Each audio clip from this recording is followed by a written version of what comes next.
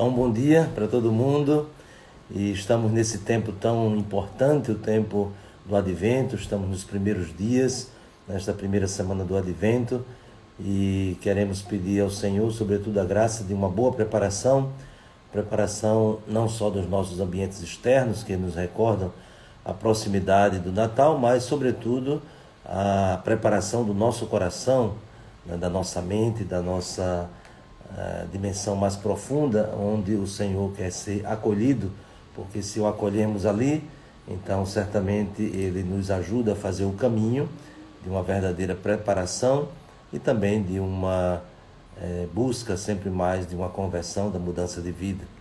Em nome do Pai, do Filho e do Espírito Santo. Amém.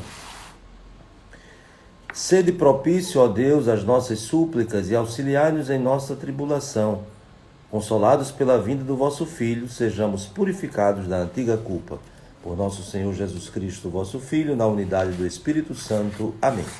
Então, hoje, para a nossa meditação, nós temos o Evangelho que se encontra em Lucas, capítulo 10, do versículo 21 ao versículo 24. E este trecho do Evangelho de hoje precisa ser bem situado na perspectiva de Lucas. No capítulo 10 nós temos a missão, Jesus que envia os discípulos em missão, e na volta desta missão os discípulos começam a contar, maravilhados, tudo aquilo que eles realizaram, tudo aquilo que eles viram também. Seria uma espécie da prestação de contas, entre aspas, da missão que Jesus tinha confiado a eles. E diante de tudo isso, diante de todo esse relato, diante de tudo o que os discípulos compartilham com Jesus, então Jesus exulta no Espírito Santo. E a belíssima oração, que é uma oração de ação de graças. Eu te louvo, Pai, Senhor do céu e da terra, porque escondeste estas coisas aos sábios e inteligentes e as revelaste aos pequeninos. Sim, Pai, porque assim foi do teu agrado. Então, essa oração de ação de graças, ela brota do coração de Jesus diante daquilo que ele escuta, daquilo que ele vê os seus discípulos também exultarem com muita alegria diante da missão que eles receberam.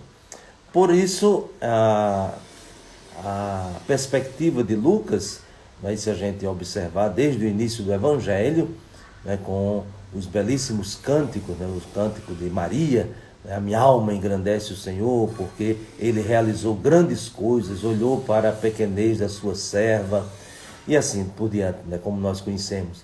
Também o cântico de Zacarias, que chamamos o Benedictus, também esta oração que engrandece as maravilhas de Deus, engrandece tudo aquilo que Deus, na sua bondade e misericórdia, realiza em favor do seu povo. Então, podemos assim dizer que o Evangelho de Lucas, ele é cheio de cânticos, de expressões de ação de graças. Também podemos lembrar o cântico do velho Simeão, que também é um reconhecimento das obras de Deus realizadas em favor do seu povo. E, portanto, Jesus, e nesse contexto, diante da volta dos discípulos da missão, ele faz esse hino de ação de graças a Deus, porque Deus revela as coisas preciosas do seu reino àqueles que são simples, humildes, àqueles que se abrem, que têm a receptividade, que têm a docilidade para acolher tudo isso. E Jesus continua falando dessa relação tão próxima, tão íntima que existe entre ele e o Pai, porque tudo me foi entregue por meu Pai. Ninguém conhece o Filho a não ser o Pai, e ninguém conhece quem é o Pai a não ser o Filho e aquele que o Filho quiser revelar.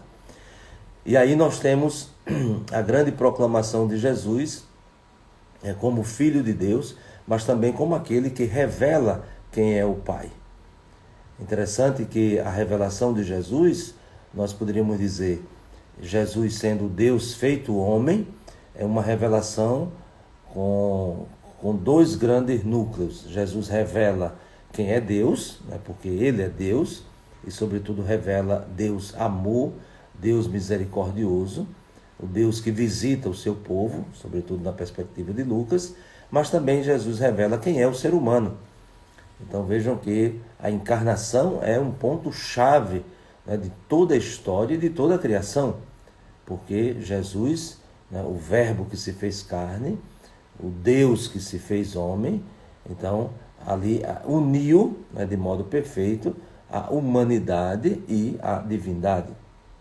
E por isso ele revela quem é o Pai, por isso que aqui no Evangelho se diz: ninguém conhece o Pai senão o Filho, mas também se dá a revelar.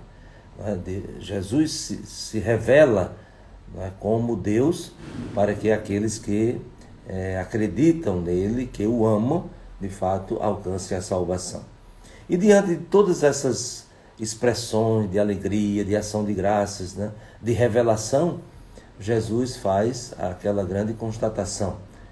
Diz que, agora voltado para os discípulos, ele vai dizer, e em particular: felizes os olhos que veem o que vós vedes, pois eu vos digo que muitos profetas e reis quiseram ver o que estás vendo e não puderam ver, quiseram ouvir o que estás ouvindo e não puderam ouvir. Então essas palavras de Jesus, dirigidas aqui em particular aos seus discípulos, elas se estendem até nós. E aí de novo volta o fato, né, revelador da encarnação. Então tudo aquilo que no Antigo Testamento se anunciou, se esperava, agora em Jesus se cumpre. E na perspectiva de Lucas, né, nós podemos ver a história da salvação em 3 momentos. O primeiro momento, o Antigo Testamento, que é o tempo das promessas. O Novo Testamento é o tempo da realização das promessas. De novo, relembramos, por exemplo, o Cântico de Maria, né? O Senhor se lembrou de tudo aquilo que tinha prometido a Abraão, aos nossos pais, né? E cumpriu.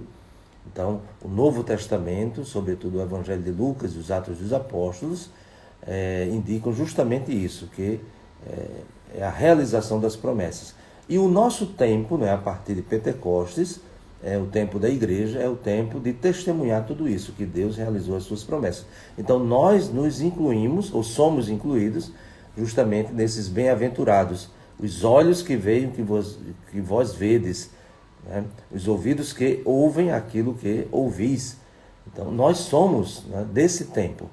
Nós não estamos ainda esperando a realização de uma promessa, nós não estamos esperando a vinda de um Messias, mas nós somos testemunhas de que Jesus é o Messias, Jesus é aquele que revela esse Deus, né, Criador, esse Deus que ama o seu povo, que está presente na vida do seu povo e que está conduzindo o seu povo para a plenitude da vida.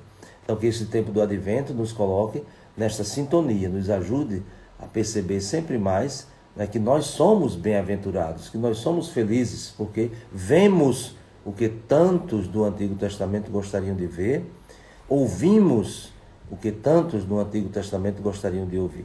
Então nós somos também felizes, né? Jesus diz justamente isso: felizes os olhos, né, os vossos olhos, felizes os vossos ouvidos, né? Então que cresçamos nessa convicção e nos enchamos da verdadeira alegria, não a alegria de escutar qualquer coisa, não a alegria de ver qualquer coisa, mas uma alegria de quem testemunha que Deus realiza as suas promessas. E que desça sobre vós a bênção de Deus Todo-Poderoso, Pai, Filho e Espírito Santo. Amém. Um bom dia para todos e até amanhã, se Deus quiser.